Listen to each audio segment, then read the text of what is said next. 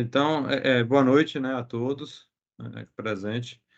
É uma satisfação muito grande estar nessa reunião e poder, né, dividir esse momento com dois grandes bolsistas referências, né, do programa afirmativo. Um é Bruno, que já tem um acompanhamento de orientação comigo há um tempo, né? E para a gente é muito feliz também, Evelyn, ter a sua presença, né? Que você, antes de conhecer você, a pessoa, a gente conhece a história, né? E conhece as referências. E Márcio, um amigo nosso, né? Sempre fala muito bem de todo o material que você produz, da sua competência, né? Da sua participação enquanto bolsista do programa afirmativo. Então, a intenção da sessão de hoje é a gente conversar um pouco sobre a estrutura geral, né, de um artigo científico, começando lá do título, né, as referências. E aí eu vou fazer uma fala inicial, compartilhar um Word que eu tenho, né, e logo em seguida, Evelyn vai fazer a participação dela, né, e para que vocês percebam, né, a receita, né, que a gente tem, né, o passo a passo que a gente tem para a construção de um artigo científico. Tá? Eu já estou aqui compartilhando a minha tela, e eu gostaria de perguntar se vocês já estão visualizando aí a tela. Já tô. Ótimo, ok, Sim. beleza. Vou fechar aqui minha câmera porque a chamada vai ficar um pouco melhor, tá? Então, né, todo artigo científico ele tem que ter um título, né? A partir já do pressuposto de título. E o título tem alguns elementos importantes, né? Como é legal que o título não comece com um artigo definido, né? O perfil, né? Já começa dizendo o perfil da mortalidade e não o perfil, né? É interessante em um título ele apresentar a população, apresentar talvez o tipo de estudo que foi elaborado, né? Apresentar o objeto, né, de estudo, né, que o artigo ele vai apresentar. E a gente vai ter dois exemplos aqui de artigos que um já foi publicado e o outro está em vias de submissão, né? Um outro aspecto importante do título é ele ser conciso. Um título conciso é aquele que tem até 16 palavras, né? Para ser fácil, né? Para ser também atrativo para as revistas no que se refere à publicação, né? Em seguida, um artigo científico precisa apresentar os autores, né? Quem foi os autores aí que construiu esse material intelectual, esse material acadêmico, né? E dos autores é importante a gente definir as credenciais, né? O vínculo desses autores, a formação e o contato, né? E caso, né, como esse material vai ser divulgado, tem outras pessoas, outros pesquisadores, né, que queiram discutir sobre o tema, podem entrar em contato com quem elaborou o artigo. Um detalhe específico sobre os autores, né, é importante que todos que pensam em publicar artigos se registrem no OCID, né, que é uma instituição que gera um número, como se fosse o número de um CPF, que vincula aí todas as publicações que nós temos com o nome e a instituição que a gente faz parte, né, para que congregue aí de uma forma mais rápida e objetiva todas as nossas publicações. Como a gente está no meio acadêmico, que tem sempre ali, né, bolsista, orientador, orientando, né, a gente muitas vezes pode se perder na ordem, né, dos autores, né? A gente sempre tem um autor principal, que no nosso caso sempre serão vocês, os bolsistas, os orientadores, os orientandos, e o orientador é o último, né, da lista de autores. O número de autores por revista depende, né? Mas é em torno de 4 até 7. Tem revistas que permitem muito mais do que 7 autores. Em seguida, a gente tem o elemento chamado resumo, né? Que aí nessa fase eu vou descrever rapidamente o que é que o artigo ele vai abordar, né? E aí nós temos como uma referência, né, a ser seguida, o modelo do resumo estruturado, né? Existem vários tipos de resumo. O que o nosso grupo sempre vai adotar nas publicações é o estruturado, porque as nossas publicações são na linha da epidemiologia, da saúde coletiva, estudos quantis, né? Mas existem outros tipos de resumo. Nesse resumo estruturado, eu tenho uma breve introdução, né? Eu apresento o objetivo geral, né, desse artigo, eu apresento os métodos, né, de modo sucinto, né, falando do tipo de estudo, as variáveis, as fontes, as análises, e apresento também os resultados principais dos meus dados a partir das minhas análises. E, por fim, as considerações finais ou conclusões, né? Um detalhe importante para todos que produzem, né, algum artigo científico é que todas as vezes que a gente for indicar uma palavra-chave, que a gente deve consultar o DEX, dos escritores em saúde, em ciência da saúde, porque é como se fosse um dicionário, né, da área da saúde, que a gente pode consultar as palavras, né, para que no momento da busca lá, o nosso material seja encontrado, né?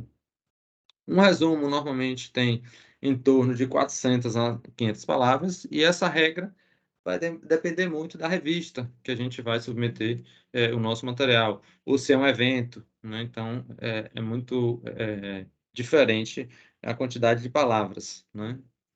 Mas, pensando que tem que ter 400 a 500 palavras, já dá um norte para a nossa produção, para não ficar uma produção de um resumo expandido, né?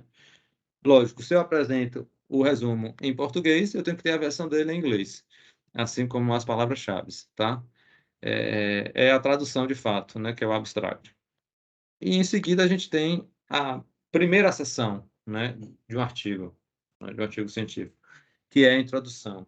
Pelo título da sessão já está dizendo, eu vou apresentar aí o elemento, né, principal do meu estudo. Eu vou apresentar o conceito do que é o objeto que eu estou estudando, né? Eu vou fazer uma contextualização geral desse objeto de pesquisa. Eu vou trazer aí fatores que estão associados, eu vou trazer dados epidemiológicos, eu vou trazer dados sociodemográficos, eu vou trazer outras pesquisas que apresentam uma caracterização do objeto do meu estudo, né? Em seguida, eu apresento, na introdução, um parágrafo de relevância. Aí a relevância científica, a relevância social, a relevância para a prática clínica, a relevância do nosso estudo, desse artigo, para a produção do conhecimento, né? E o último parágrafo da introdução é a apresentação do objetivo do estudo. Lembrando que o objetivo do estudo ele tem que começar com o verbo no infinitivo, né? E tem que ter uma coerência com o título do artigo e também com o tipo de estudo que a gente vai ver logo em seguida aqui nos materiais e métodos. A introdução de um artigo científico pode ter até 2 páginas, né? Tem revistas que pedem 3 parágrafos, né? Isso vai depender muito da área de publicação do nosso material, né? Em seguida, a gente tem uma seção que a gente chama assim, metodologia, ou materiais e métodos, ou métodos, né? E aqui é um passo a passo, a receita, né? O que é que eu fiz com o meu estudo, né? Que tipo de estudo foi esse? Quais os procedimentos que eu utilizei? Nessa fase aqui, é importante o poder de descrição detalhada de todas as etapas, né? Isso que vai dar uma consistência, né, para a seção de metodologia, né? Informando claramente o tipo de estudo, o campo, ou seja, o local do estudo, o período que foi feito o estudo, qual a unidade de análise, né, qual a população estudada, se teve uma amostra, qual foi essa amostra, foram os critérios de inclusão e exclusão dessa amostra para a minha pesquisa, né?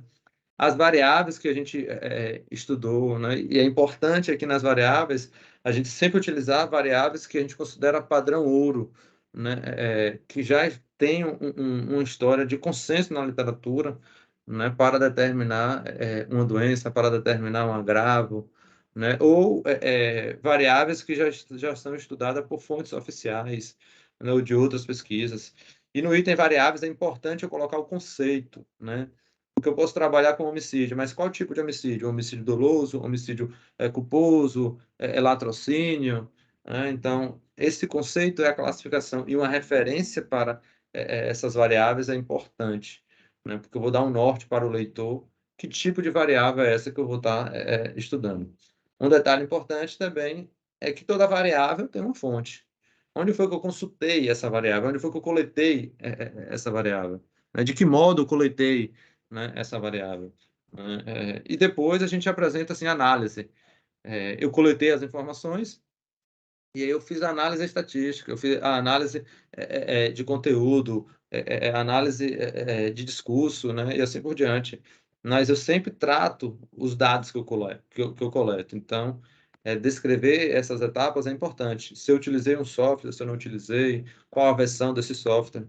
Se eu estou trabalhando com um artigo que direta ou indiretamente vai envolver seres humanos, né, pessoas, eu preciso que esse projeto passe por um comitê de ética. E aí eu tenho aí os aspectos éticos, né, que eu informo que se for com dados primários, né, de eu coletando pessoa a pessoa, eu preciso do termo de consentimento livre e esclarecido, né, e informar que esse material que foi produzido passou por uma avaliação de um comitê de ética. A seção metodologia tem em torno de 2 a 3 páginas, né? Eu estou dando esse norte para que a gente possa também, nas nossas construções, a gente já ter uma elaboração muito próxima daquilo que vai ser o resultado final, né? Depois dos métodos, eu apresento agora os resultados. Beleza, foi desse modo que eu fiz o estudo, e aí eu encontrei essas informações, né? Eu faço uma caracterização, né, desses resultados, caracterização geral, né, caracterização das variáveis da população, da variável da amostra, ou das variáveis sociodemográficas, das variáveis do contexto, da atuação profissional, né, e assim por diante. É importante nessa descrição dos resultados a gente seguir uma ordem de apresentação das variáveis, né, de acordo com os métodos. Então, se nos métodos eu coloco que eu utilizei variáveis sociodemográficas, primeiramente, nos resultados também eu apresento a caracterização das variáveis sociodemográficas. Em seguida, lá nos métodos eu falo que também eu trabalhei com variáveis epidemiológicas, variáveis ambientais. Então, eu vou seguir essa ordem de apresentação dos resultados também, já estabelecida lá na seção métodos, né? Nessa seção, normalmente, a gente usa, né, de recursos como tabelas, gráficos, para facilitar a comunicação, a visualização dos nossos achados, tá? O texto tem que ser um texto descritivo, né, que indique os resultados que nós encontramos, né? Aqui nos resultados, vale a pena também, caso a gente exclua um grupo de pessoas, né, ou um grupo de cidades, se eu fizer um estudo de agregado, eu descrever ali também algumas características dessa população que foi excluída, né? Para verificar se o perfil, na verdade, aí, desses resultados são semelhantes ou não. Essa seção resultados, a gente pensa aí em 3 a 4 páginas, né?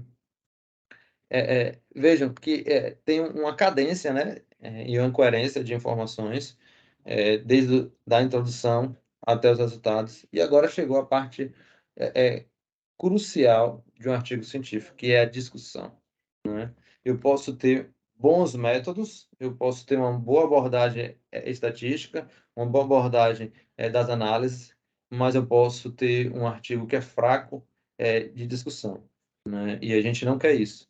Então, para que a gente não tenha um artigo fraco de discussão, eu preciso consultar, eu preciso revisar a literatura, eu preciso esgotar, eu preciso ter um trabalho para que eu encontre os autores clássicos, né, sobre o tema. Eu preciso esgotar essa revisão da literatura para pegar artigos internacionais que tratem sobre o tema, né, porque a partir daí eu vou ter uma consistência maior para discutir os resultados que eu encontrei, né? No início da sessão de discussão, eu faço um breve resumo dos principais achados, né? E aí, em seguida, eu vou abordando ali cada variável, ou conjunto de variáveis, e fazendo uma discussão, eu vou confrontando, né, com a literatura. Se eu estou trabalhando com a mortalidade de policiais, eu vou confrontar essa mortalidade de policiais no exterior, como é que está sendo. Se eu estou querendo estudar mortalidade de policiais na Bahia, eu pego artigos, talvez, do Rio de Janeiro, né, de São Paulo, de Minas Gerais, que são centros que já têm publicações, né, com esse objeto de estudo, que é o grande foco do nosso grupo, tá? É importante na discussão a gente tentar sempre ter artigos que utilize a mesma metodologia, que utilize o mesmo tipo de estudo, para que eu possa fazer essa comparação, né? Porque nada mais é a discussão de eu comparar os meus achados com outros achados, né? Lógico, caso eu não encontre, né, eu vou usar aqueles artigos ou materiais que eu encontrei, tá? Um detalhe importante na discussão é apresentar as limitações do estudo. Todos os estudos têm limitações, seja quantitativo, seja qualitativo. Ele apresenta limitações. E indicar quais foram essas limitações demonstra, né, para os revisores das revistas que os autores estão atentos, né, e que os resultados podem ter tido algum viés, né, para que esses resultados que foram apresentados foram encontrados, né? A discussão é a cereja do bolo aqui do artigo científico e tem de 4, normalmente, a 6 páginas. Por fim, eu apresento aí uma conclusão ou considerações finais, que logo no início, né, eu faço um breve resumo dos principais resultados. Eu informo no meu texto ali se o objetivo ele foi atingido ou não e em qual medida esse objetivo ele foi atingido, né? Eu apresento aqui também nas considerações finais quais as contribuições, né, do meu estudo, né, para o conhecimento sobre aquele objeto, né? E também eu faço eu amplio, eu informo que é necessário outros estudos para melhor compreender esse fenômeno. No entanto, é importante que ao ampliar eu seja específico. Eu ampliar de qual forma, né? Para que seja complementar aos conhecimentos que o nosso artigo ele levantou a partir do estudo que nós fizemos. As considerações finais ou conclusões tem de 3 a 4 parágrafos, e aqui a gente não precisa ter nenhum tipo de citação. São as palavras, né, o material intelectual dos autores aí, para fazer essa construção dessa sessão. E, por fim, para arrematar, né, o artigo científico, eu preciso informar. Eu produzi todo esse material, mas esse material foi baseado na literatura, foi baseada nestas referências, e eu indico quais as referências. É importante que a gente tenha cuidado de todas as citações que tiver no corpo do texto do artigo, que ela esteja também na lista de referências, né? Normalmente é uma média de 30 referências, podendo ser mais ou menos, depende muito do tipo de estudo. Se for um estudo de revisão, eu posso ter mais de 50 referências, né? E se atentar para autores, né, que são clássicos, autores que já abordam o tema há muito tempo, né? No nosso caso, nós temos alguns autores clássicos, né, como David Lester, né, que é norte-americano. Aqui no país, nós temos Souza, Minayo, né? Nós temos grandes autores da área da segurança pública, né, como Jaqueline Muniz, do Rio de Janeiro, Sapori, de Minas Gerais. Então, ao estudar sobre segurança pública, homicídio de policiais, eu preciso citar essas pessoas, né, porque já tem um legado de construção de conhecimento sobre o tema que a gente está trabalhando. É lógico, a gente pensar também em autores atuais, material atual, certo? E materiais e autores que abordem de modo coerente o objeto que eu estou em estudo, né? Isso aqui também é algo a se pensar nas referências. Então, essa aqui foi a ideia, né, inicial para que todos tenham uma noção, né, da nossa sessão de hoje, né? E aí a gente já passo aqui, né, a palavra para Evelyn, né, para ela fazer a exposição dela, e eu vou compartilhar o seu material aqui, viu, Evelyn? Eu vou conseguir aqui. Você consegue aí?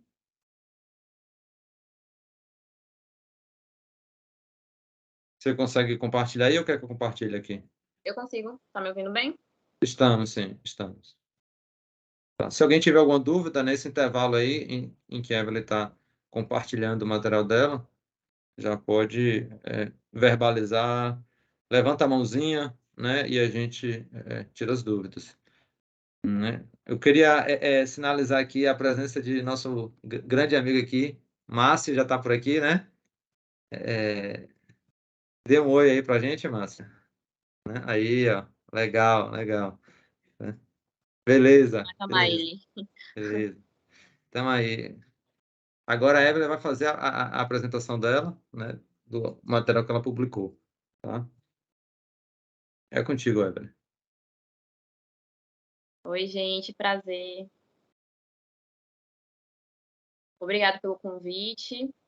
Eu sou a Evelyn Serpa, eu sou do curso de Medicina. Eu estou no 9º semestre, indo para o 10º. Eu sou orientada pelo professor Márcio Costa de Souza. Obrigada pelo convite. E quando me chamaram, eu fiquei assim, bastante grata, porque é uma coisa que eu gostaria de ter tido nos primeiros semestres que eu entrei na faculdade. E, querendo ou não, participar de um grupo de pesquisa me ajudou muito na hora de fazer meu TCC. Eu defendi meu TCC no último semestre. E o meu TCC foi Quant, mas eu fazia Quali no IC. Mas, assim, apesar de ser diferente a metodologia, a estrutura é muito semelhante. Então, vocês vão ver que eu publiquei um artigo qualitativo, mas a estrutura é praticamente a mesma. Independente de se o artigo é revisão, se é Quant, se é Quali, existe uma estrutura que você deve seguir para você publicar qualquer coisa que seja científica ou qualquer pesquisa, e é isso que vai dar glamour para a sua pesquisa, porque é o que garante que todos os dados que você usou é fidedigno, é verossímil com a realidade. Então, quando eu fiz a aula, eu pensei realmente em dissecar o artigo científico, a gente pegar ele pronto e por partes, tirar cada camada e poder ver como é que a gente faria, assim, quase uma receita de bolo. Vou estudar a anatomia do artigo. E prestem atenção porque vai ajudar bastante, também vai ajudar no TCC, porque é uma coisa que às vezes a faculdade acaba não explicando para a gente, quem não participa de ser, acaba não tendo essa base, não tendo essa noção, e aí do nada tem que fazer o TCC e acaba se desgastando, se estressando. Então, já que vocês estão fazendo parte de um grupo, aproveitem para aprender e aproveitem também para aproveitar o trabalho de vocês para fazer o TCC e já ficar pronto e passar por esse momento assim, sem passar sufoco. Vocês estão conseguindo ver bem? Sim, sim, Enfim, Evelyn, muito bem. pronto. Acaba que aqui para mim ficou meio embaçado. Mas o artigo que publicamos esse ano é a experiência de mulheres negras ao adoecer por câncer de mama, a imanência do sofrimento e cuidado. A gente vê já, podem interromper quando quiserem, certo? Pode levantar a mão, eu prefiro, aí eu tiro as dúvidas.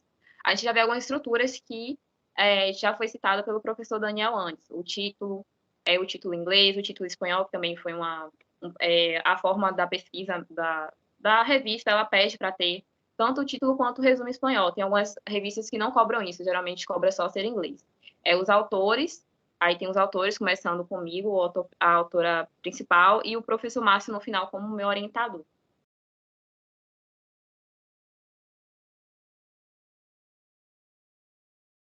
Vou ter aqui, deixa eu ver se eu consigo aumentar aqui, para mim tá muito pequeno. Pronto.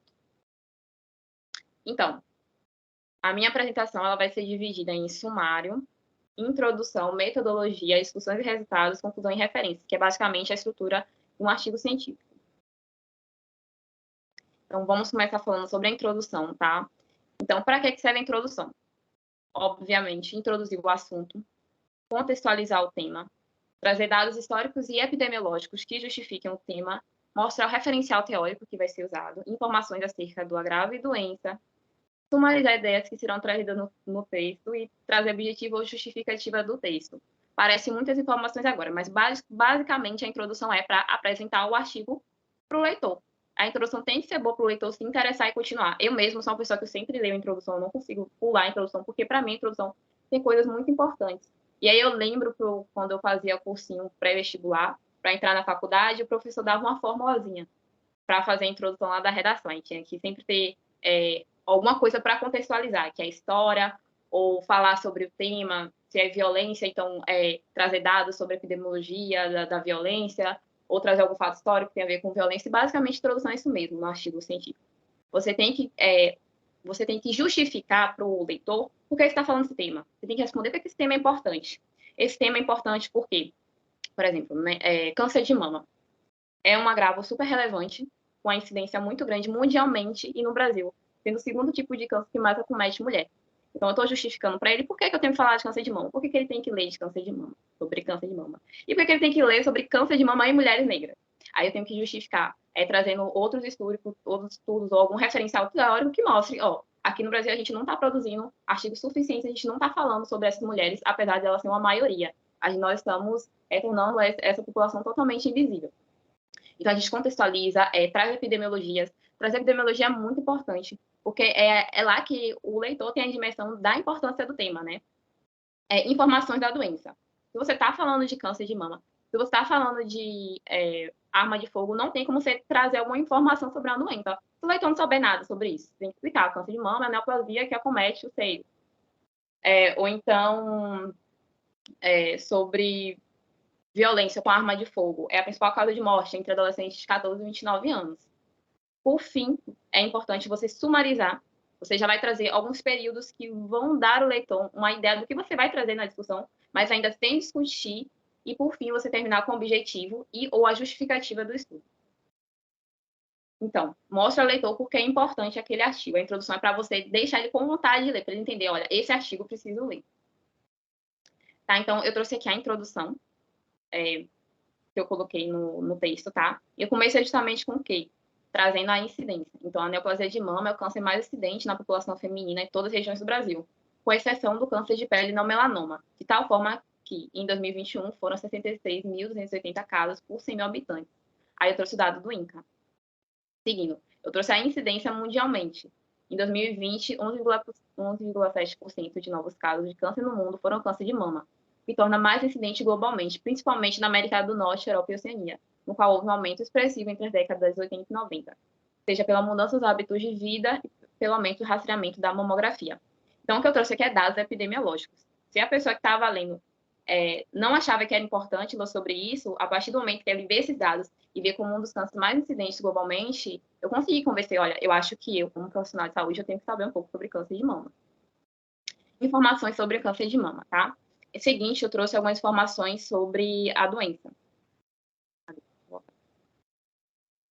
É o câncer mais letal em mulheres, destaca sua relevância epidemiológica e fatores de riscos bem estabelecidos como história familiar, sedentarismo, tabagismo, menarca precoce, nuliparidade, que é só ter um filho, menopausa tardia e exposição a cancerígenos. Basicamente, eu estou trazendo alguns fatores de riscos para a doença que mostram que algumas mulheres têm mais possibilidade, por exposição ou genética, de ter o câncer. E, por fim, eu trago que existem poucos estudos brasileiros que ultrapassam o limite da fisiopatologia do tumor maligno, ou seja, existem poucos estudos que realmente falem da questão social do câncer de mama e só querem falar sobre a doença e tratamento, e o cuidado ofertado à população feminina negra, que é sobre o que eu vou falar sobre o decorrer do texto. Então, aqui eu estou tentando convencer que é importante saber disso, e a gente não está falando disso de como deveria ser falado. Ainda na introdução, eu comecei a sumarizar algumas das coisas que eu vou tratar na discussão. Então, eu trouxe alguns outros artigos que, inclusive, tem um professor Márcio, citado, se não me engano, Souza, este é o professor Márcio. E aí eu trouxe alguns outros artigos que falam da mesma coisa que eu vou falar. Então, eu estou justificando. Isso que eu vou falar, ele existe e já foi falado antes, mas sem desenvolver, sem adiantar a discussão, mas assim, apenas trazendo, contextualizando um pouco do que é que vai ser abordado.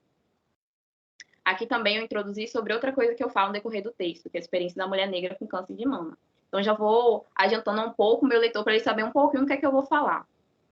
E, por fim, a vulnerabilidade social, está errado aí, e estigma das mulheres com câncer de mama.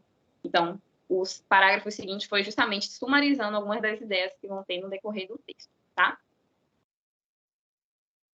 Por fim, eu finalizei com o objetivo. Eu trouxe todos os parágrafos da minha introdução. Minha introdução foi exatamente isso. Nesse âmbito, o presente artigo busca, aí vem o objetivo, conhecer o sofrimento ao adoecer durante o cuidado de mulheres negras que vivem com câncer de mama, atendidas em um centro de referência no estado da Bahia. No que tange a metodologia. Gente, eu acho a metodologia super importante. E a metodologia não tem segredo. Cada tipo de estudo tem uma metodologia. Se você quer saber um pouco sobre a metodologia de um tipo de estudo, eu nunca fiz, não sei, eu nunca fiz uma revisão sistemática. pega uma revisão sistemática que foi publicada numa revista que tenha grande impacto e lê a metodologia. Basicamente, o que tem que ter no seu artigo é o que tem que estar lá. Metodologia é uma receita. São coisas que tem que estar independentemente, não depende da sua criatividade. Você pode, tem até alguns tipos de artigos que você tem um checklist. Assim, por exemplo, revisão sistemática, você tem um checklist que você faz na sua metodologia, que o órgão lá mundial responsável faz, para ter certeza que o seu estudo, então, no estudo clínico, tem tudo que é necessário para ele ser considerado um bom estudo. E pela metodologia, você sabe se o seu estudo é relevante ou não. Tanto que os estudos, eles são divididos em alguns graus de evidência. Então, quando tem qualquer diretriz, qualquer protocolo de alguma doença, eles colocam lá, grau de evidência. E o maior grau de evidência são estudos que são... Eu esqueci, não é revisão sistemática. Meta-análise, né? Meta-análise, isso, meta-análise. Aí ele tem uma recomendação e fala, recomendação grau A. Por quê? Porque aquela recomendação, ela foi provada por uma meta-análise. Estudos com menos, que são considerados menos prestígios, então vai ter um menos grau de evidência. Então é uma prática que você não necessariamente vai estar pautado pela evidência, né? Não é baseado em evidência. Tá bom? Então o que é que tem que ter na metodologia? Tem que ter o tipo de estudo, o campo de estudo, tem que descrever como é essa amostra, quais foram os critérios de inclusão, critério de exclusão, instrumento de coleta, instrumento de análise dos dados e o CEP. Aí, se eu te falar que o meu trabalho foi qualitativo e o professor Daniel falou sobre a metodologia de um trabalho quantitativo e tinha os mesmos elementos, você vai me falar, mas é a mesma coisa. Eu falo, é a mesma coisa, entendeu? A metodologia é o que garante que o seu estudo está sendo fidedigno com a realidade. Seu estudo não foi uma coisa que você tirou da sua cabeça e fez qualquer coisa e quer publicar. É o que garante que é fidedigno, que é verossímil e é reprodutível. Um estudo é bom quando o pesquisador faz um estudo, outra pessoa vai lá, repete o estudo, tem os mesmos resultados. Ou não, né? Mas, então, independente de ser qual e quant, tem que ter esses elementos, tá? Então, eu começo falando o tipo e o campo do estudo. Por exemplo, o presente artigo foi realizado através de uma pesquisa de campo de caráter exploratório com abordagem qualitativa. A pesquisa foi realizada no município de Salvador, Bahia, em um Centro Estadual de Oncologia, a instituição da referência no estado, tá? Depois eu comecei falando sobre a amostra, os critérios de inclusão e exclusão. Foram incluídas mulheres que se declararam negras e estavam realizando tratamento de câncer de mama no serviço de referência estadual, que podem ser provenientes tanto da zona rural quanto da zona urbana, com idade superior a 18 anos de qualquer cidade do estado da Bahia. Foram excluídas da pesquisa mulheres diagnosticadas ou em tratamento para o câncer de mama, seja portadoras de transtornos mentais. A amostra teve um total de 12 participantes escolhidas pela técnica de saturação dos dados, que ocorre quando o processo de produção dos dados, novas informações não são mais percebidas pelas pesquisadoras. Tá? Aí eu trouxe sobre o instrumento de coleta e de análise de dados, que, obviamente, num trabalho quantitativo, você vai coletar por questionário, você vai ter um banco de dados, e você vai analisar esses dados com alguns programas, escolhe o programa e faz os testes estatísticos adequados para a variável que você quer analisar. No caso do qualitativo, o instrumento de coleta é diferente. A gente entrevista os participantes do estudo, transcreve as entrevistas e analisa, e eu vou falar isso mais na frente, mas aqui eu já começo a descrever. A ferramenta utilizada para a produção de dados foi a entrevista semi-estruturada, que é guiada por um roteiro realizado entre janeiro e março de 2021. Eu estou destacando quando foi que a gente fez um roteiro e o tipo de pesquisa qualitativa, porque dentro da pesquisa qualitativa existem várias outras técnicas que podem ser usadas. A entrevista semi-estruturada é uma delas. E devido ao processo pandêmico, foi utilizado o modo remoto para garantir a segurança das participantes, que foi a plataforma do Microsoft Teams.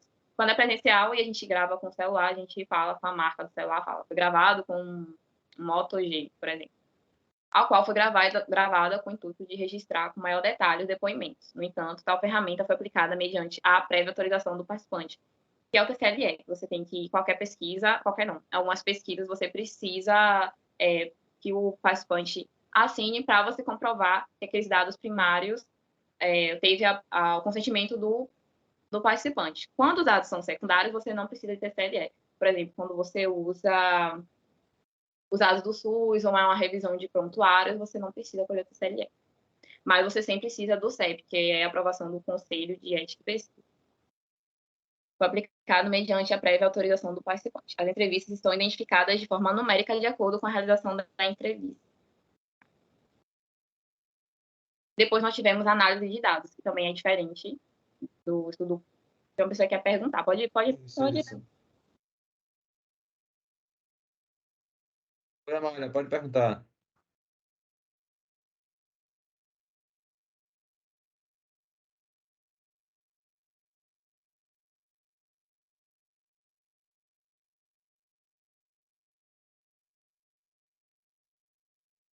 Oi, Amália. Você levantou a mãozinha? Você quer perguntar?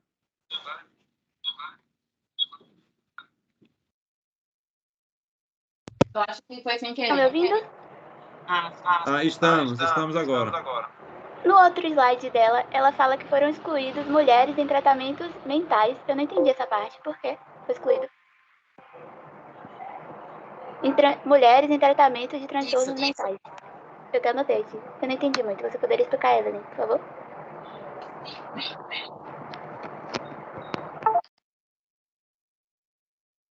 Pronto, porque, no caso, transtornos mentais que atrapalhasse a cognição a ponto da mulher não conseguir dar informações. Por exemplo, se ela tivesse algum atraso no desenvolvimento cognitivo e não pudesse dar algumas informações que fossem realmente fidedignas, assim. E a informação via entrevista, né?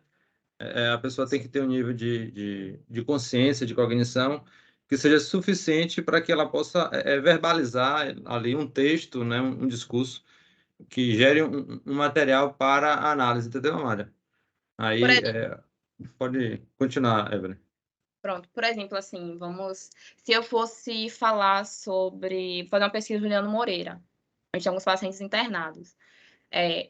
Seria prudente entrevistar uma paciente que tivesse surto psicótico, vamos falar sobre saúde mental, por exemplo. Não, ela não vai ter um discurso muito congruente com a realidade. Então, foi isso que quis falar na questão de excluir.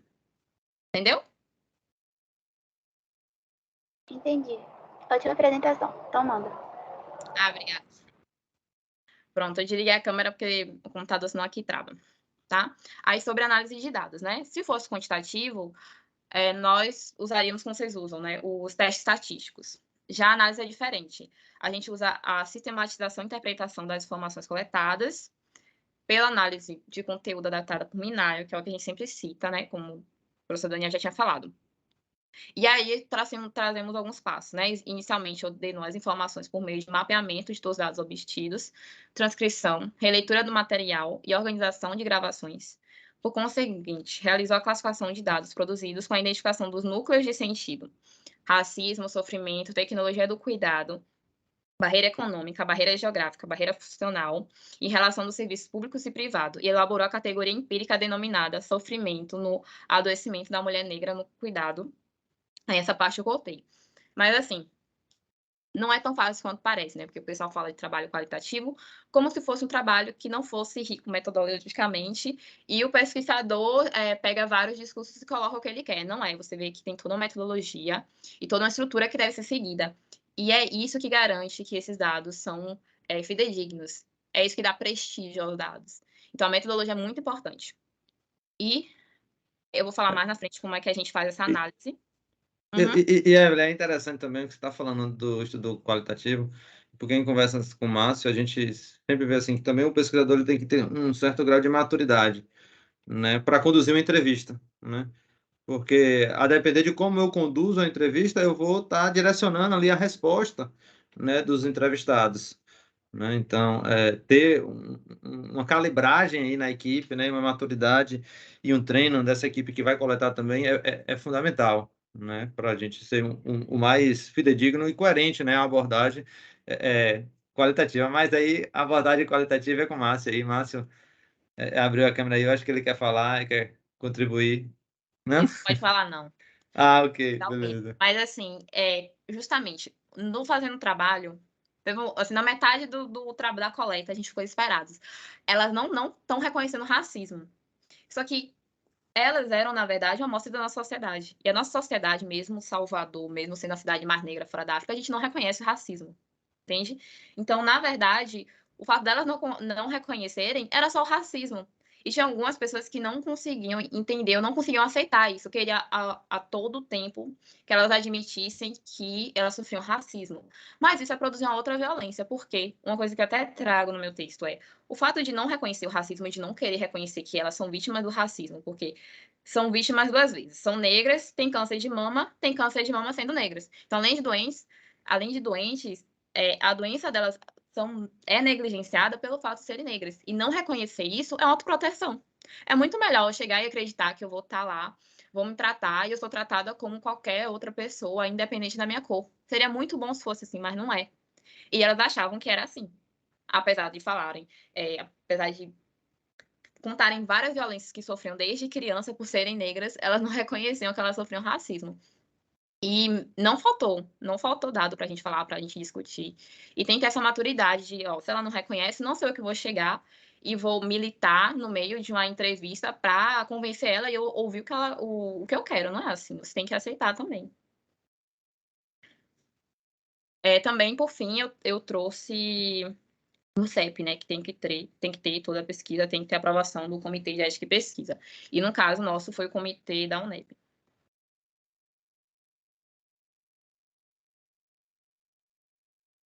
Então, ainda falando sobre análise de dados, né, no tange à discussão, a gente fez no primeiro tempo uma leitura flutuante das transcrições da revista. Nós transcrevemos ipsilateralmente e é um trabalho muito árduo e muito chato, porque colocar programas para transcrever não é a mesma coisa.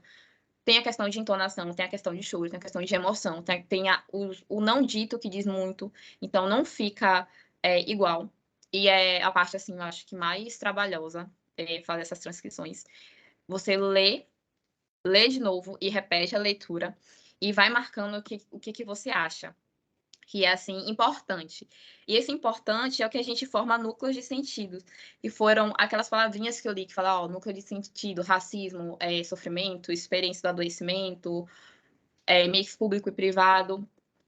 E nessa formação de núcleo de sentidos, Tayanara está aqui, a gente meio que já tem esses núcleos, né, Tayanara? A gente já tem os núcleos, a gente lê as entrevistas e vai procurando na entrevista aqueles núcleos. Aí a gente vai marcando, cada núcleo é uma cor. Aí marca, aí coloca do lado lá no Docs. Aí lê 12 entrevistas, as 12 a gente lê e marca lá. E aí esses núcleos formam uma categoria maior, que no caso do artigo foi esse sofrimento e experiência do adoecimento das mulheres negras com câncer. Depois de colocar o núcleo de sentido lá, que a gente marcou bonitinho com marcador, fazemos uma coisa que já é uma técnica do professor Márcio, que são essas trilhas interpretativas. Eu trouxe o print do que a gente fez, tá? A gente coloca aqui, ó. A cada cor, cada linha foi uma bolsista. Aí o meu foi a experiência do adoecimento, foi a primeira, né? Aí tem os núcleos de sentido. Aí tem núcleo de sentido. Aí depois tem as subcategorias do núcleo de sentido. Aí a gente começa a colocar entrevistada 1. Aí eu coloco as falas que tem o núcleo de sentido tal, e do lado o núcleo de sentido. Por exemplo, estou falando de racismo. Eu pego todas as falas que as mulheres falam racismo, aí boto entrevistada 1, aí tem as falas, aí do lado tem entrevistada 2. Eu cortei entrevistada 3. Aí depois tem a óptica. Aqui é a óptica da mestranda dele, que foi a que fez o projeto maior de mestrado. Aí Milene pegava e colocava como se fosse um diário de campo, assim, a visão dela sobre as entrevistas. Aí ela colocava. Aí do lado tem a síntese horizontal. Na verdade, a síntese horizontal é pegar essas falas, procurar na literatura o que outros estudos que trazem essa mesma experiência que viveu. Por exemplo, se uma mulher fala sobre sentir sexualizada por ser negra, aí a gente vem e lê outros trabalhos que trazem essa mesma teoria, mas de uma forma mais organizada, né, com o autor, e na síntese horizontal a gente coloca alguns trechos que, na verdade, vão fazer parte da nossa discussão. A nossa discussão nasce a partir das falas, junto com a síntese horizontal, e mistura ao conversar com outros trabalhos que já foram publicados e falam a mesma coisa. Parece difícil, né? Assim, falando, mas fazendo a gente vai fazer nada de vez, tudo são aos pouquinhos, cada um faz uma fase. Aí um dia a gente bota as falas, núcleo de sentido, né? Aí outra semana a gente, agora vamos fazer síntese horizontal, aí coloca racismo, aí eu falo racismo ele é estrutural, ele pode ser econômico, E aí vai fazendo a síntese horizontal. Aí na semana seguinte, vamos começar a fazer a discussão. Aí junta as falas com a síntese horizontal e faz essa revisão de outros estudos que conversam com o que a gente achou. Certo? Então, quando a gente está falando de discussão, é trazer os nossos resultados e colocar ele comparando com outros estudos, que podem trazer o mesmo resultado ou não. Por isso que eu falo que é uma revisão não sistemática de artigos. Por quê? Você vai em bancos que indexam artigos, por exemplo, PubMed, o Acadêmico, Lilacs e Cielo. Se eu estou falando de racismo, eu vou lá e pesquiso. Racismo, que deve ter lá o DEX do racismo. Aí você coloca. Aí todos os artigos que tinham como palavra-chave racismo vão aparecer. Só que, por exemplo, o seu artigo ele precisa ser atual. Então, ele precisa ter referências atuais. Aí eu vou e coloco o filtro 5 anos, que é geralmente o período que a gente aceita. Vamos supor que você está falando sobre uma doença rara, como eu fiz lá no meu TCC, eu falei de uma doença rara. É uma doença que foi descoberta em 2008, então não tinha muito estudo. Então não podia só usar artigos que foram publicados há 5 anos, eu tinha que botar pelo menos há 10 anos ou até de 2008. Eu botava, mas era uma minoria. Eu não posso fazer um artigo e ficar colocando várias referências de 10 anos atrás. Eu tenho que usar estudos atuais, porque é o que está sendo publicado agora. Então, por que com a revisão não sistemática de artigos? Porque quando ela é sistemática, você tem que procurar exatamente como você colocou na metodologia. Por exemplo, você pega 3 palavras-chave e você tem que ler todos os artigos que foram usados naquelas 3 palavras-chave. Não, você não precisa disso. Você não precisa ser tão criterioso para citar artigos na sua discussão. Mas você também precisa buscar e tentar trazer artigos que sejam relevantes e atuais, sempre priorizando revistas que tenham maior impacto, que geralmente são revistas que estão nesses bancos e são atuais e são mais citadas e tem autores que são mais relevantes no assunto, tá?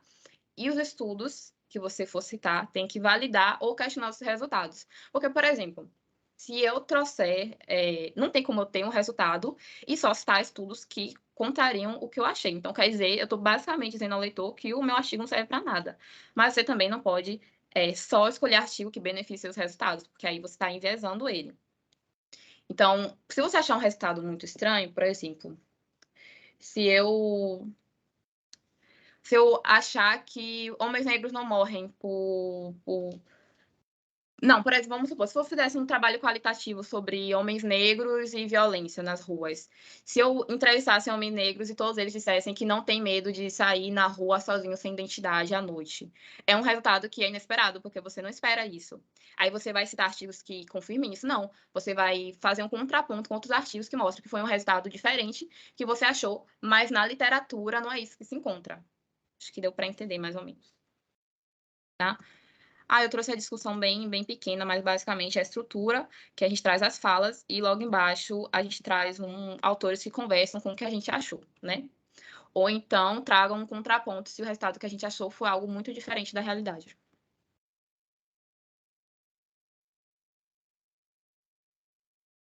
Na verdade, o que eu coloquei discussão, mas é conclusão.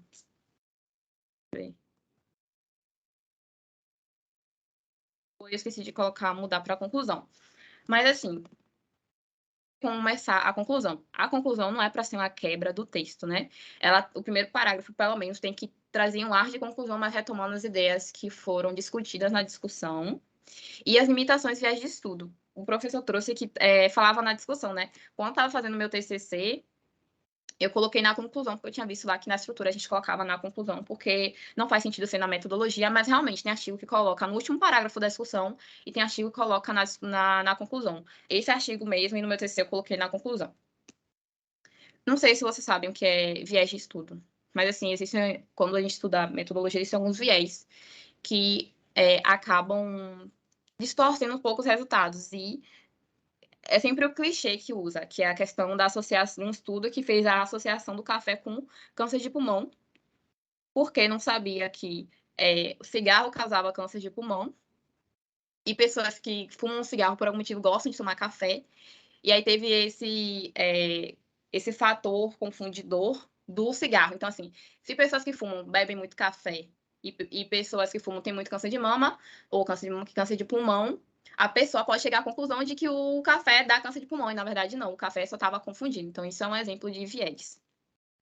E você pode finalizar o artigo propondo ou não intervenções. Ali é um N, né? E eu propus, assim, não sei se dá para conseguir ler. Vocês conseguem ler aí, né? Aqui tá muito pequeno para mim. Também, Evelyn, mas a ideia, você passou aqui, né? É de fazer uma proposta de uma intervenção, né? Né? Foi isso. Meu primeiro parágrafo, eu meio que venho com esse ágio concluindo algumas coisas que eu já disse, e na minha intervenção, vou retomar as ideias. O meu último parágrafo eu trago como proposta o Brasil reconhecer que houve, sim, um genocídio do povo africano e reconhecer que não existe essa democracia racial, que nós não estamos dando inequidade e fazer essa reparação histórica. Mas não necessariamente você tem que provocar uma intervenção, mas toda pesquisa, todo trabalho acaba sendo uma intervenção ou não, porque você leva a pessoa que está preenchendo o questionário, está realizando entrevista a se indagar, né? E quando a gente publica, esse trabalho tem que ter algum resultado. Então, tem que ter uma mudança de comportamento. No caso da violência, né? O Atlas da Violência, a primeira publicação, teve impacto, e hoje todo ano a gente tem. Então, agora a gente já reconhece que ser negro é, sim, um fator de risco de morte aqui no Brasil. Então, é isso que o artigo científico tem que trazer, né? O impacto. E na prova, eles até perguntam, né? Qual vai ser o produto que a gente vai ter. O produto pode ser o artigo científico, mas nunca é só isso, sempre é mais. Aí, na referência, é uma coisa que eu uso sempre, gente, que é o Mendeley. Ignora isso aqui. Isso aqui tinha que ter excluído. O Mendeley, não sei se todo mundo usa, tá? Como quando eu começo a fazer o artigo, todos os trabalhos que eu vou citar, eu baixo e deixo na pastinha.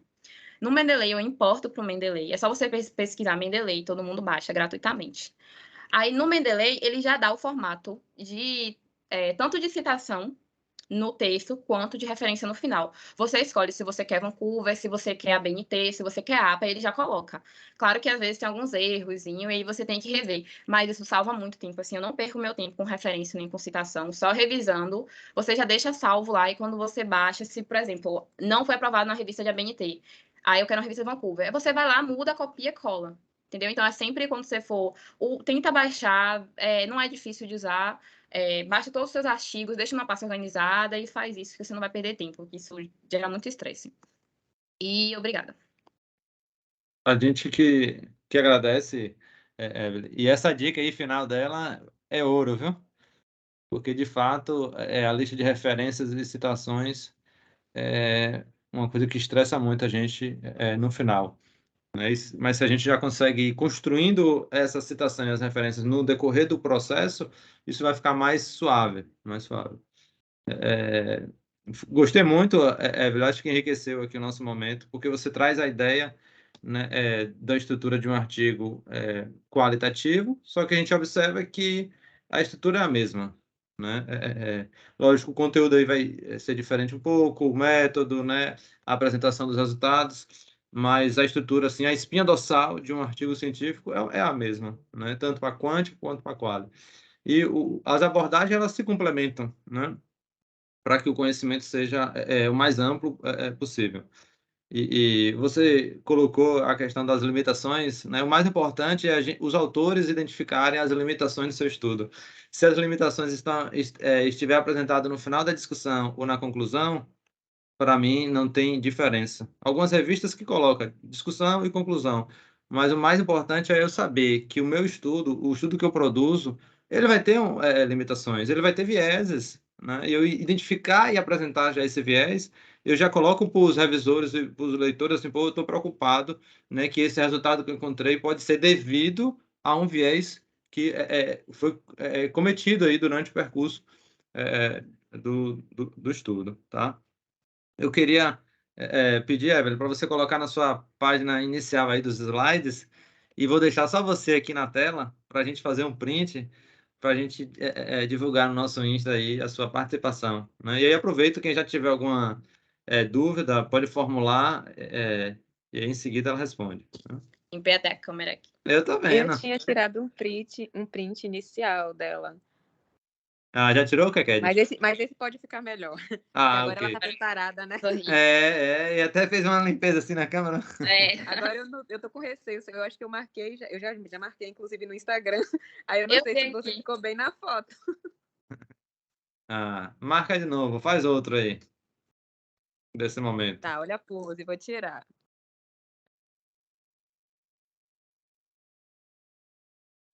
Pronto. Beleza, show de bola. Alguém tem alguma dúvida? Gostaria de falar algo para a Evelyn? Acho que foi bem bacana, né, a participação dela. Gente, É, esse slide. Boa pode falar. noite. Ivani, eu gostaria de agradecer, porque eu estou iniciando, né, para fazer o TCC, e seus pontos, né, essas recomendações, principalmente na referência que eu tive bastante de trabalho para me adaptar, já vai me servir com certeza.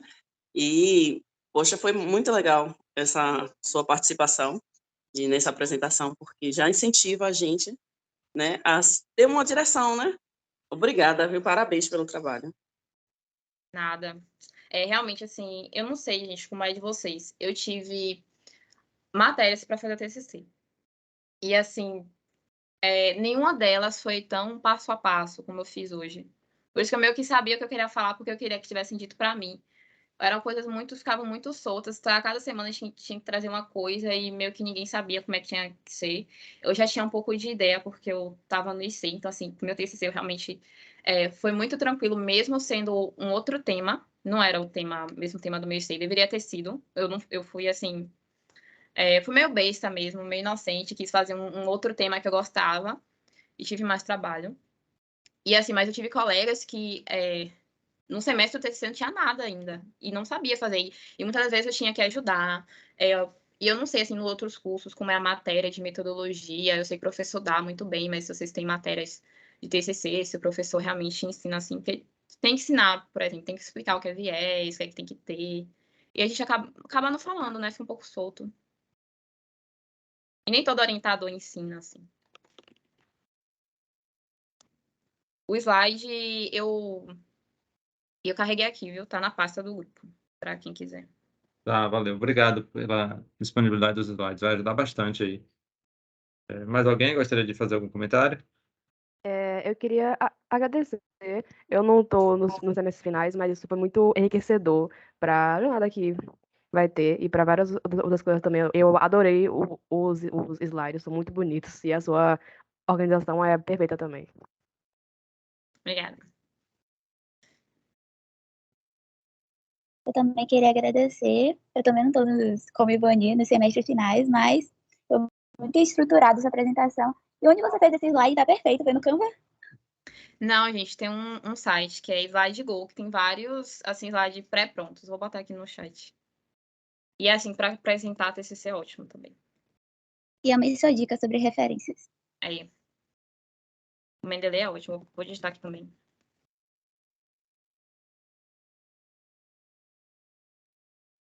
Ótimo, ótimo, muito bom. Mais uma vez, muito obrigado, viu, Evelyn, por ter aceitado o convite e estar aqui participando da sessão do NESP com a gente. Você abrilhantou, na verdade, esse momento, né? Junto agora com a apresentação de Bruno, né? E peço que você fique um pouco aí. Eu sei que você tem outras atividades para a Eu vou gente ficar. acompanhar aí a apresentação de Bruno. E aí eu sei que é um tema que você tem um apreço muito grande, né? E muito obrigado, viu? Obrigada, gente. Bruno, é contigo agora, viu? Ó, ele quer compartilhar a tela, já está até fazendo uns alongamentos aí de cervical, Evelyn. Tá vendo pro cara? Teve que comer muito estrangulamento ontem. Do jiu-jitsu, né? Pô, quando falando sobre referência, eu também uso o Mendeley. Eu acho muito prático, principalmente por isso aqui, ó. Como ela falou, dá para fazer conversão de um estilo para o outro sem trabalho nenhum. Então, tipo, aqui está no Vancouver. Deixa eu puxar aqui para vocês verem como é no modelo Vancouver, alfanumérico. Você consegue migrar, ele tem algumas limitações. Como, por exemplo, você colocar a legislação no Vancouver não dá muito certo. Mas é melhor que já facilita pra caramba. E o Dotero, eu nunca utilizei, só instalei. Mas também outra alternativa, eu acho que Isso tradução em inglês, Bruno, mas seu áudio tá cortando um pouquinho, não tô conseguindo te entender. Não sei se é para mim somente ou se tá para todo mundo assim. e agora eu Melhor agora. pronto. Bom, como tá falando, o momento ele tem algumas limitações, como por exemplo para legislação não é muito legal. Tem um Zotero que eu nunca utilizei, mas não sei se ele tem esse problema. Mas bora aqui. Bom, você vai ver que repetir muito do que já foi apresentado quanto à estrutura de um trabalho, de um artigo científico, quanto à estrutura do título. Vamos saber que aqui está um pouquinho diferente a apresentação inicial aqui, porque ainda a gente não decidiu que tipo de revista a gente vai submeter qual revista submeter o artigo, então vai um modelo assim meio genérico, onde na legenda aqui dos autores a gente coloca tanto a titulação do autor como a gente também tem o ORCID, como o Daniel apontou, que seria algo similar ao Lattes, mas seria uma base já internacional. Descendo aqui mais um pouquinho, a gente tem resumo estruturado.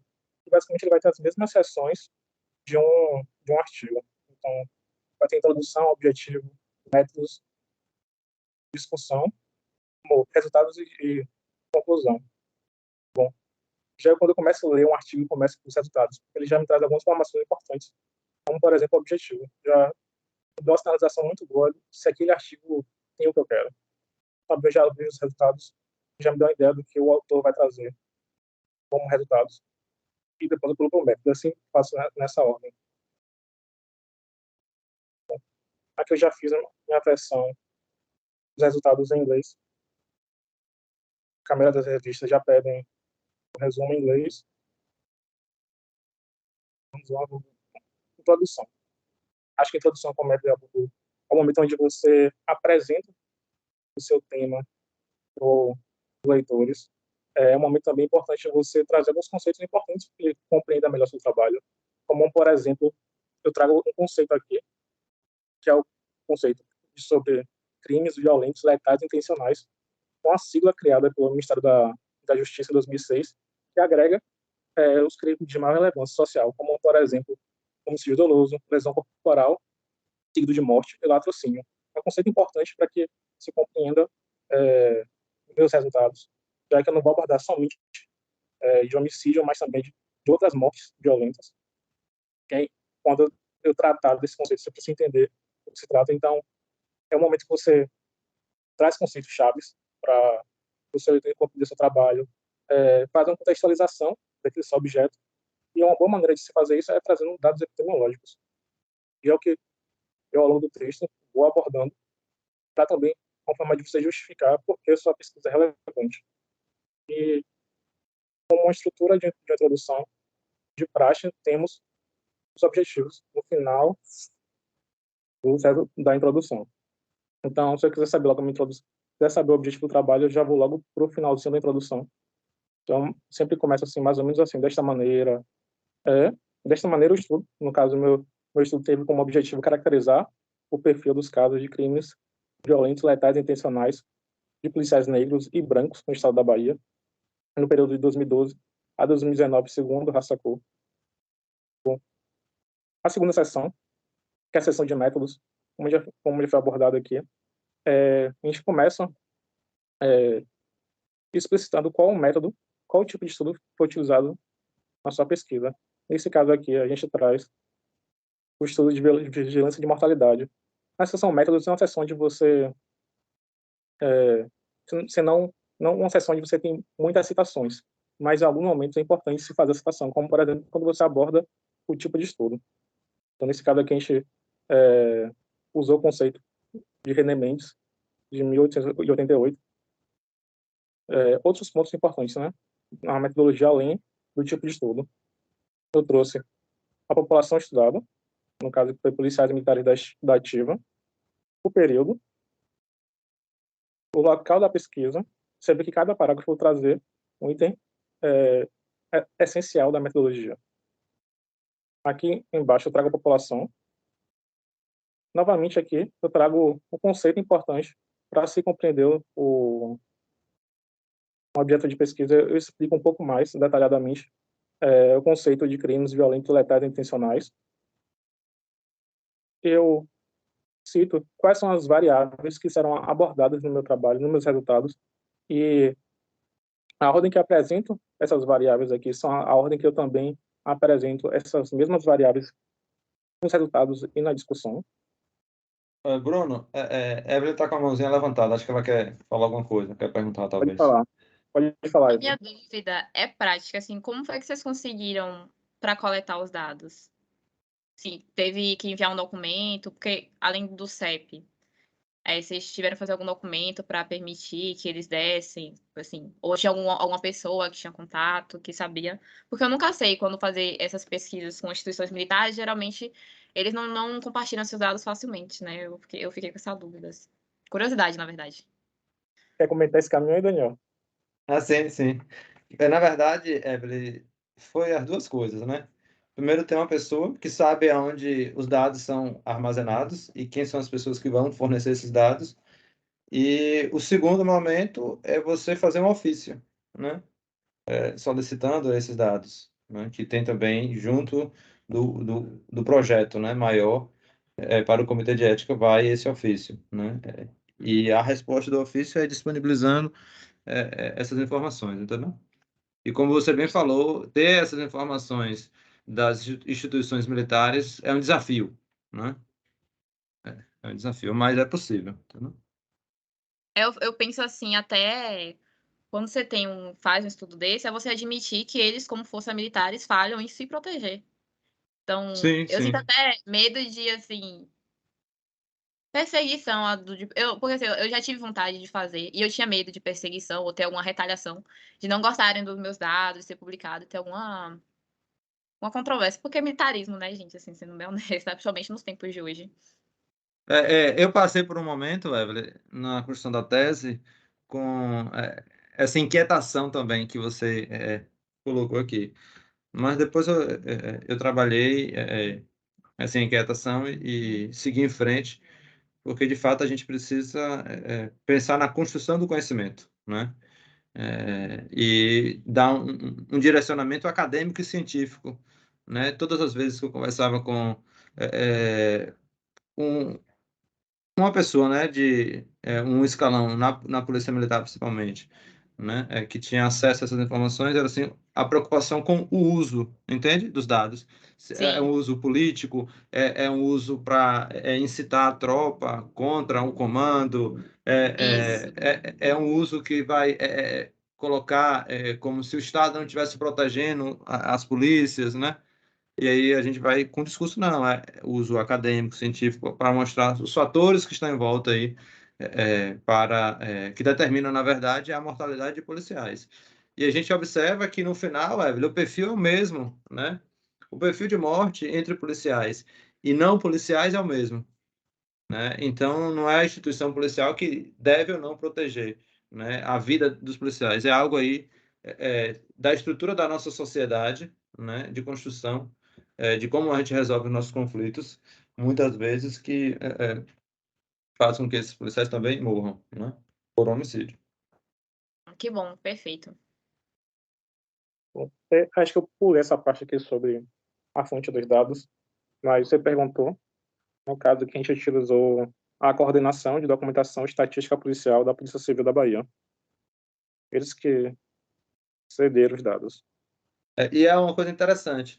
Essa coordenação que o Bruno está citando é um órgão da Polícia Civil e congrega todas as informações sobre homicídios, sobre mortes violentas, de militares, de policiais civis, de população geral, né? E o nível de organização dessa coordenação dos dados é um pouco melhor, entendeu?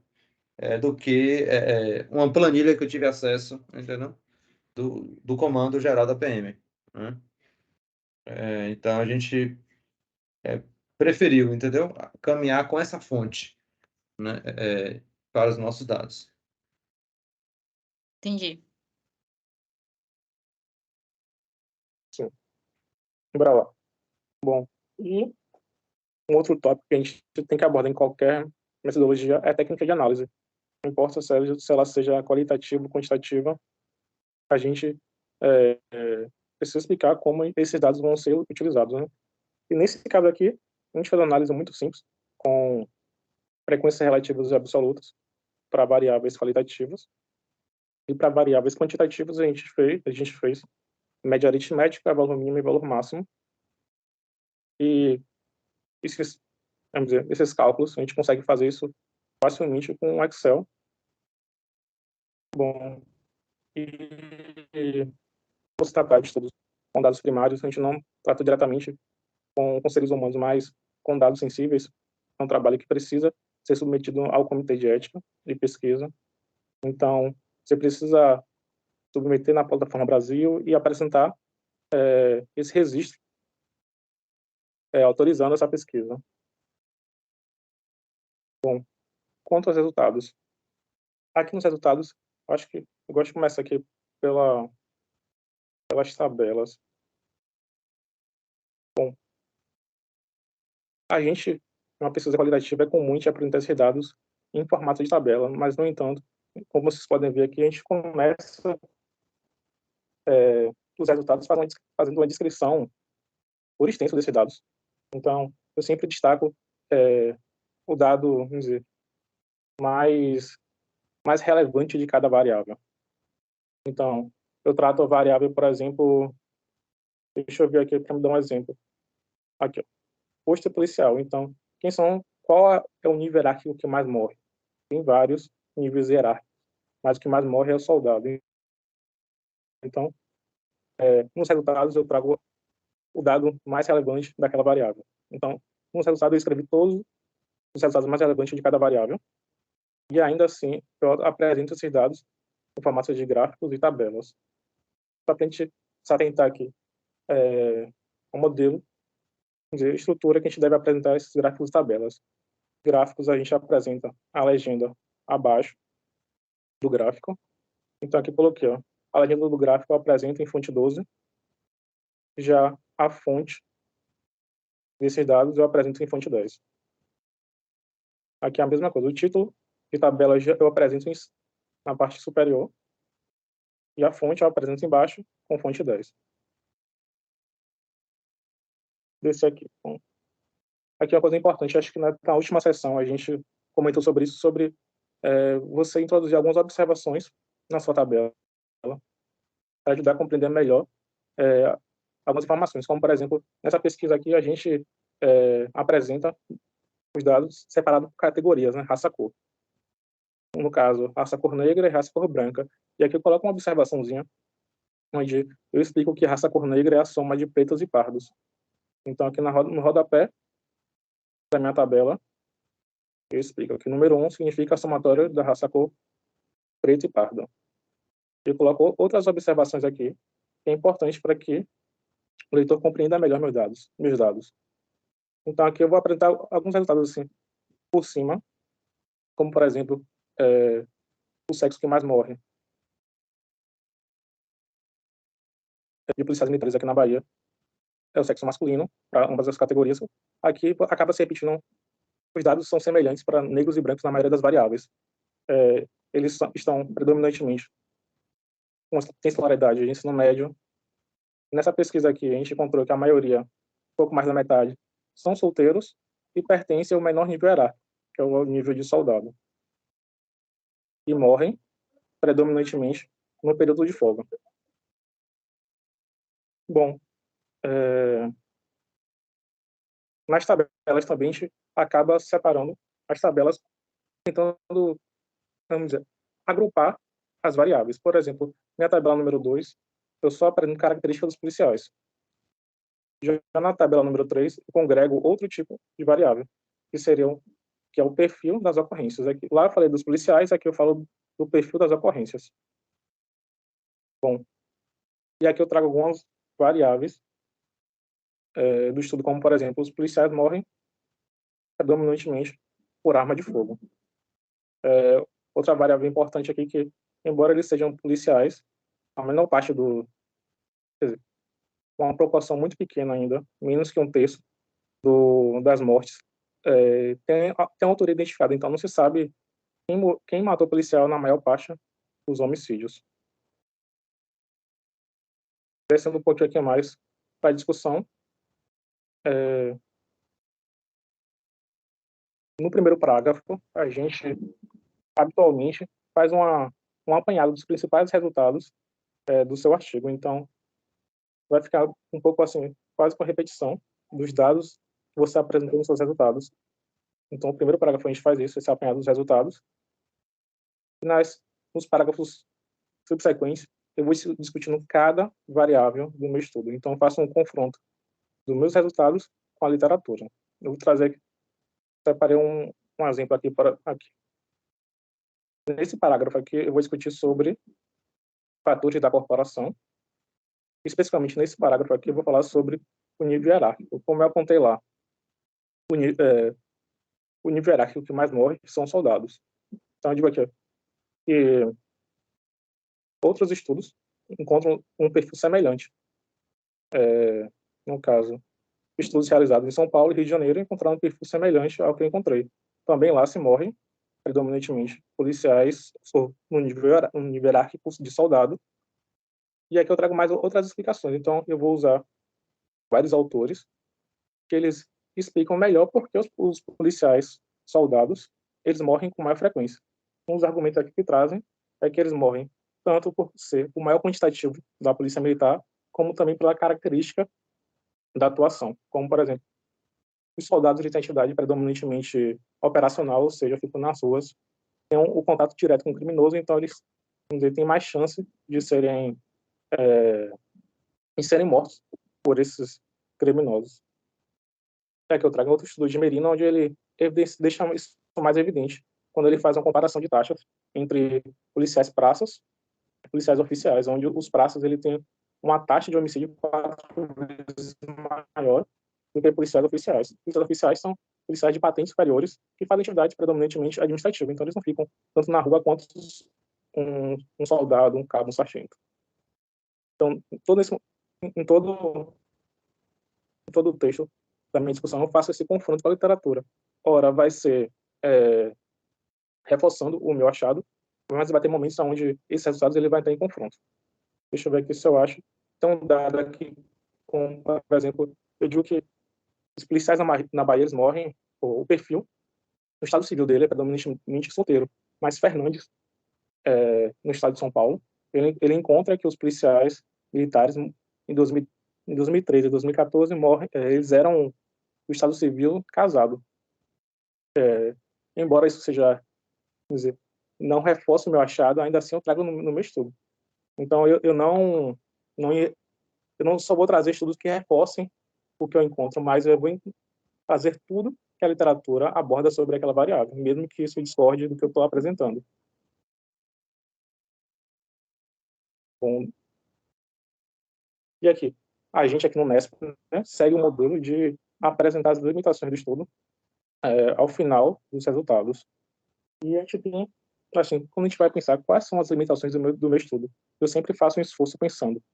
A gente vai ter limitações com base em duas características, principalmente. Um é o do tipo de estudo. Então, cada estudo ele vai ter uma limitação de interpretação. Ele vai te dar limites até onde você pode, vamos dizer, fazer inferências, conclusões, criar hipóteses. Então, você tem que conhecer seu tipo de estudo para saber até onde ele pode te dar. Te dá a possibilidade de você discutir aquele dado, como também limitações da própria pesquisa. Como, por exemplo, eu abordo aqui duas limitações. Um é a investigação de um crime de homicídio complexo, onde você não tem a vítima para poder relatar o que aconteceu. Como também eu trago uma outra limitação importante, que é a incompletude dos registros e a falta de padronização. Então, isso aqui foram as limitações da pesquisa que encontramos e que é importante a gente explicitar isso. Então, como o Daniel já apontou, não importa onde esteja, mais importante que esteja, é que a gente apresenta isso no último parágrafo dos resultados. Bom, na conclusão, vai ser a única seção onde você não faz citação. Aqui é o momento onde o autor ele explana um pouco das ideias dele no seu texto. mas ainda assim, no primeiro parágrafo, a gente tem alguns autores que seguem esse modelo, outros não, mas eu vejo alguns artigos seguindo esse modelo e a gente segue aqui também, que é fazer uma síntese dos resultados da discussão no primeiro parágrafo. E nos demais, você pode abordar suas conclusões, o que você entendeu sobre aqueles dados. Aqui eu apresentei minhas conclusões em 3 parágrafos. E no último parágrafo, aqui você pode fazer sugestões, abordar um pouquinho sobre as contribuições da sua pesquisa para a ciência, como também apontar possibilidades melhores para a ciência, para a investigação do seu objeto de pesquisa. Então, aqui eu finalizo com a referência, deixando a sugestão também com Mendeley ou Zotero. Você dá um exemplo de como o Mendeley é muito, muito prático. Essa referência que está no modelo de Vancouver, eu consigo mudar para a BNT apenas mudando o estilo. Ele não acerta sempre para o modelo de ABNT, principalmente quando você vai usar outros materiais que não sejam artigos. Mas já te poupa muito tempo, principalmente para você fazer essa conversão. Eu acho muito prático e vale a pena você ter um pouquinho de trabalho depois, fazendo pequenas adaptações quando o Mendeley erra. Mas isso fica muito mais fácil com o Mendeley. Então, acho que eu finalizo aqui.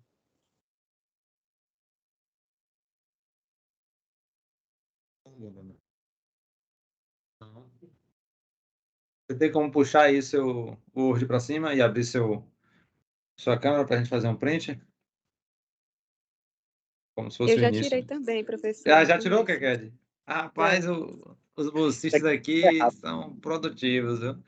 São proativos. Que legal, legal. Alguém tem alguma dúvida? Evelyn gostaria de fazer algum comentário? Tirar mais alguma dúvida sobre o trabalho de Bruno e o trabalho que a gente desenvolve, né? Eu adorei o trabalho dele, assim. Eu achei muito interessante. Era uma coisa que eu tinha vontade de fazer e eu tinha medo, assim, medo e Vem não pro sei. Nesp. Que massa, não ouça isso, viu? Eu tenho vontade mesmo, assim, fazer não sei lá pra frente, né? Um mestrado, uma coisa assim, acho que eu gostaria de fazer. Eu acho que meu TCC deveria ter sido sobre isso. Fiz meu TCC sobre neurologia, porque é o que eu quero fazer de residência, mas eu acho que deveria ter sido sobre isso. E eu gostei muito. Eu acho que o bom do quantitativo é que você tem um banco de dados que você pode usar infinitamente e várias pessoas usam o mesmo banco de dados. Então dá para fazer várias outras análises, assim. Não sei se vocês renovaram o mesmo projeto, mas eu já consegui ver. Vocês poderiam estudar a associação de ser negro e branco, se a mortalidade é a mesma, fazer alguns testes estatísticos também para ver a associação entre a patente, sobre ser praça, ser oficial. E fica muito legal, dá para produzir vários artigos. E assim, quem sabe colocar em alguma. Não sei nem onde seria, né, gente? Mas assim, algum órgão que tenha visibilidade para poder falar disso, porque está muito em alta agora com atos da violência, com o mapa da. Tem outro mapa também que agora está em Salvador, que está investigando essa questão de arma de fogo, que é outro projeto. E aí colocar, assim, eu acho que tem muito espaço para produzir. E me convidar, né? Eu estaria feliz em participar, assim. Com certeza. Aqui é o primeiro convite de outros que virão. Ainda bem que Márcio já saiu da reunião, viu? Mas é importante isso que você estava colocando, né? Porque a gente tem um banco de dados e a gente consegue trabalhar. Como é um tema escasso, né? A gente não tem muito conhecimento organizado, na Bahia principalmente. Primeiramente, um estudo exploratório e descritivo já atende, né? E depois a gente vem com esse estudo mais analítico de associação que você está sugerindo. E é bem isso que a gente vai caminhar. O projeto de Bruno agora é um estudo que vai associar, né? Alguns aspectos aí com a taxa de mortalidade de policiais por homicídio. Bruno? Você falou exatamente. Quer dizer, sua provocação já vem mesmo na linha em que a gente estava caminhando. Acho que é uma evolução. Acho que é uma evolução pessoal do orientando de se aproximar do objeto de pesquisa, até porque fazer teste de associação não é uma coisa tão simples assim, não é uma frequência relativa, não é uma média. Então, você precisa se habituar com a análise quant de fato, e a gente está desenvolvendo essas habilidades aqui no Nesp, até fazer o merchan aqui. A gente tem vagas ainda para um curso básico de R, se quiser fazer parte. Curso básico de quê? R. É um Conhece a linguagem, né? programa de domínio público que ajuda a gente nas análises, né? Eu usei no meu TCC, que todo mundo usa, o SPSS. E aí é diferente, né? Eu ia até falar, tem uma playlist de uma professora, porque assim, a minha análise estatística do TCC foi o que fiz sozinha. Meu orientador não me ajudou em nada. Meu orientador falou, ó, você faz isso, isso e isso. Eu não sabia nada. Fui lá, passei só estudando e fiz as análises com videoaula do YouTube mesmo. E usando o SPSS, que é o que eu sei usar. Mas, eu super faria, então. Então, entre em contato com o Bruno, Evelyn, que vai ser um curso com o pessoal da UFBA, né? E vai ser na UFBA, e tem uma certificação também diferente lá pela UFBA. Natan, fique à vontade. Você está com a mãozinha levantada? Boa noite, professor. Boa noite, colegas. Eu sou Natan, sou do curso de Ciências Sociais. Primeiro, eu gostaria de agradecer pela exposição, professor. Agradecer à colega Evelyn e ao colega Bruno. Eu atualmente estou em um processo também de escrita de um artigo, né, para poder participar de um congresso. E a exposição aqui, ela me orientou bastante, né? E eu só tenho uma dúvida, professor. Eu esperei as apresentações terminarem, é claro, mas a minha dúvida vai muito no sentido se os resultados e as discussões, elas podem ser escritas em uma única sessão, não necessariamente em sessões separadas, como foi exposto aqui. E também gostaria de saber se tem vaga ainda nesse curso de R, assim, me interessei bastante. Tem sim, tem sim. E tem vaga também para você fazer parte do grupo aqui, viu? Você é de Ciências Sociais daqui do Campus 1, é isso? Isso, daqui do Campus 1. Pronto. Vamos marcar uma reunião presencial para a gente se conhecer também e conversar um pouco mais sobre os nossos projetos. E quem sabe, né? Aproximar você do nosso grupo. Inclusive, tem uma membra aqui, que é a Daniele Cruz, né, que teve um braço, né, um pouco de tempo da formação dela em Ciências Sociais. Se eu não me engano, foi isso, né? Respondendo a sua pergunta, Natan, a gente pode sim apresentar resultados e discussão na mesma sessão. E aí o título fica Resultados e Discussão. Tá? E a gente também, aqui no núcleo, a gente separa, porque a gente está num momento de elaboração. Né? E aí a gente deixa para que a revista decida isso. Tem revistas que pedem que seja na mesma sessão, tem outras que pedem que seja separado. Na área de epidemiologia, normalmente é separado. Tá? Em outras áreas, a gente vê que é junto, né? Resultados e discussão. Tá? Acho que ficou claro? Ficou sim, ficou, professor. Agradeço. E a gente está à disposição. Se você precisar de qualquer orientação a mais, me chama aí no Teams. Tem Bruno, tem Evelyn, tem o grupo todo aqui que você está vendo.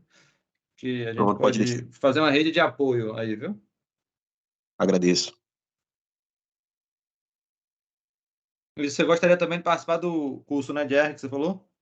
Sim, professor, até porque no meu campo de estudos, como eu pesquiso movimentos partidários, movimentos de organização social, política nas redes sociais, o R, né, seria muito interessante na elaboração de grafos. Atualmente eu tenho usado muito o GEF, mas eu acredito que o R ele ofereça uma estrutura melhor, né, a ser analisado e tal. Com certeza, o R, para mim, é o principal programa de estatística que nos fornece os melhores gráficos, né? Visualmente, é o melhor gráfico que a gente tem. Nesse curso em especial, Nathan, a gente não vai chegar à elaboração de muitos gráficos, né? Vai ser a parte inicial de dados descritivos, né? De tabelas, gráfico de linha, talvez, um box plot, né? Mas já ajuda, né? Porque você sabe que uma aproximação sempre é importante até a gente galgar aí uma maior maturidade na utilização desses programas, né? E cada um tem o seu momento, né? Tem a sua forma. A Evelyn deu o relato dela que ela conseguiu fazer as análises com videoaulas, né? E ela tem o SPSS, né? A licença para utilizar o SPSS, porque é um programa pago, né? Já o R não. Oi? É pirataria. No YouTube tem como baixar ele É craqueado. É. Ok. Mas aí, Natan, entre em contato com o Bruno, esse que está aqui na tela, viu? Prontinho, obrigado, professor. Vou entrar sim, viu, Bruno? Você já está no TCC, Bruno? Ele perguntou alguma coisa aí pro Bruno. Foi comigo? Sim, se você já está no TCC. Tô. Defino semestre que vem, mas já tá pronto. É esse tema mesmo, né? É. favor. Aproveitei Tá meu bom. IC para pintar meu TCC. E isso é interessante isso, Evelyn, que você está colocando, porque assim, você já faz um trabalho, um esforço danado para produzir um IC, né, ou do programa afirmativo, um artigo. Então, esse esforço serve para dois aspectos, né? Tanto a bolsa quanto o requisito do TCC, né? Fica muito mais suave, né? Todo o processo, né? E o requisito é atendido, né? Os critérios acadêmicos, das normas, estatístico, de análise, da produção do conhecimento é atendido para os dois âmbitos, a bolsa e o TCC, né? É o certo fazer isso mesmo. Eu sempre deixo bem à vontade, viu, Evelyn? Eu pergunto e deixo os meus bolsistas à vontade. Alguns optam e outros não. Mas eu dou um direcionamento, né? Pois bem, mais alguém gostaria de fazer algum comentário? Alguma dúvida?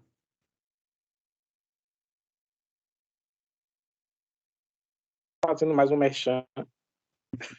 Não sei se tem mais gente aqui fora do Nesp, mas a próxima sessão aberta vai ser sobre Lattes. Eu não lembro aqui a data que vai ser, mas enfim. Vai sair lá no Instagram, com certeza. Dia 26 de outubro. De outubro, né? Ótimo.